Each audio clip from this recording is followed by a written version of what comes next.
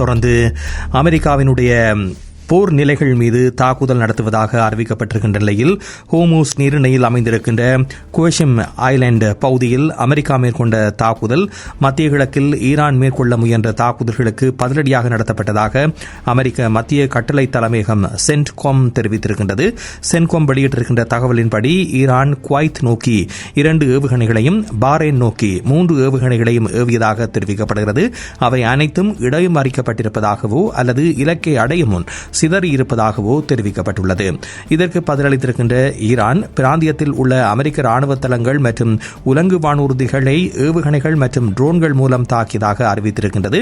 இதற்கிடையில் குவைத்தில் ட்ரோன்கள் தாக்கியதில் ஒருவர் உயிரிழந்திருப்பதாகவும் தகவல் வெளியாகியிருக்கின்றது. அதே நேரத்தில் பலர் காயமடைந்ததாகவும் அங்கிருந்து கிடைக்கும் தகவல்கள் தெரிவிக்கின்றன.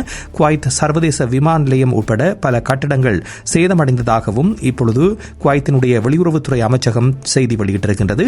குவைத் பாதுகாப்பு அமைச்சக பேச்சாளர் brigadier general Saud Abdul Aziz Al குட்டாய்பி இந்த தாக்குதலை ஈரானின் குற்றவியல் ஆக்கிரமிப்பு நடவடிக்கை என்று கண்டித்திருக்கின்றார். அதே நேரத்தில் தூதரகங்கள் உட்பட முக்கிய உட்கட்டமைப்புகளும் சேதமடைந்திருப்பதாக குவைத் வெளியுறவுத்துறை அமைச்சகம் தெரிவித்திருக்கின்றது.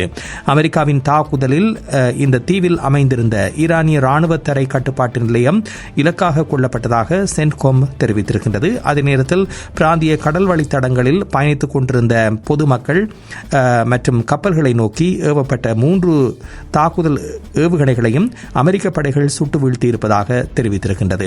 ஹோமூஸ் நீரிணையை சுற்றியிருக்கின்ற இந்த பகுதிகளில் அண்மைய மோதல்கள் மத்திய கிழக்கு பிராந்தியத்தில் பாதுகாப்பு மற்றும் நிலைத்தன்மை குறித்த பல்வேறு கவலைகளை மேலும் அதிகரித்திருப்பதாகவே நோக்கப்படுகின்றது.